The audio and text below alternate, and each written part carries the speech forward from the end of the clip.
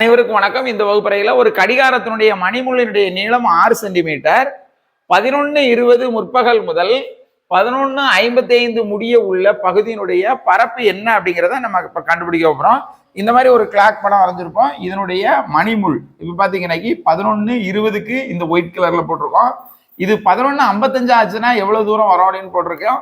இப்ப பாத்தீங்கன்னா இந்த மணிமுள்ளினுடைய பரப்பு தான் கேட்டிருக்கிறாங்க. இதுல இருந்து இது எவ்வளவு தூரம் போயிருக்கு அப்படிங்கக்கூடியது நம்ம இதை தான் நம்ம கண்டுபிடிக்கணும். அப்போ இந்த மணிமுளுடைய கோண அளவு நம்ம கண்டுபிடிக்கணும். இந்த மணிமுள் இந்த 12ல இருந்து இந்த 12 வர 12 மணி நேரத்துல சுழலக்கூடிய தூரம் வந்து 360 டிகிரி. அப்போ இது 1 மணி நேரத்துல சுழலக்கூடிய நேரம் கண்டுபிடிக்கணும்னா நம்ம இந்த மாதிரி கண்டுபிடிக்கலாம். 12க்கு 360 அப்படின்னாக்கி 1 மணி நேரத்துல எவ்வளவு? அப்போ 1 12 12 3 12 36 ஒரு 0. அப்போ பாத்தீங்கன்னா 30 டிகிரி இது என்ன செய்யும்? 1 மணி நேரத்துல அந்த கோண அளவு நம்ம கண்டுபிடிச்சிருக்கோம். இந்த 1 மணி நேரத்தை நம்ம 60 நிமிடம் அப்படின்னு எழுதிக்கலாம்.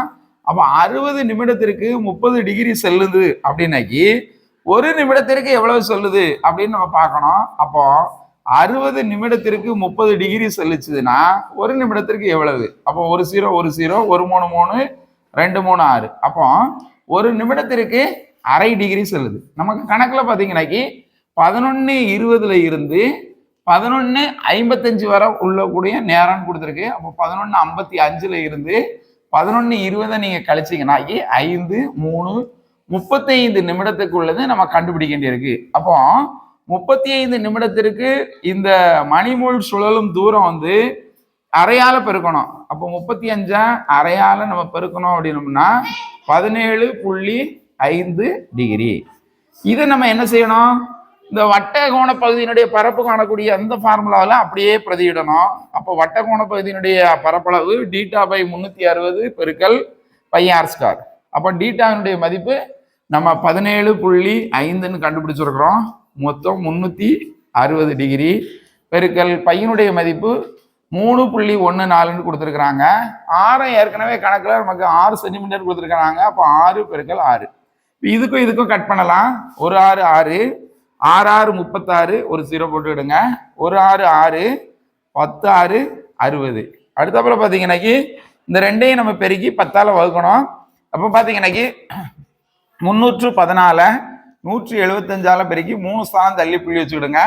5 4 20 மீதி 2 இருக்கு 7 5 3 15 7 4 28 மீதி 2 3 7 21 1 4 4 1 1 1 1 3 3 0 15 19 4 5. இப்போ பார்த்தீங்கன்னாக்கி 3 ஸ்தானம் தள்ளி புள்ளி வச்சிருங்க. அப்போ இதை எப்படி எழுதலாம்? 54.95 பை 10ஆல நம்ம வகுக்கணும். அப்போ இது இன்னொரு ஸ்தானம் முன்னாடி வரும். அப்போ 5.495 சென்டிமீட்டர் ஸ்கொயர். நமக்கு ஆப்ஷன்ல பார்த்தீங்கன்னாக்கி இது பக்கத்தில் இருக்கக்கூடிய number 5.5 centimetre square. B option சரியான விடை. நன்றி, வணக்கம்.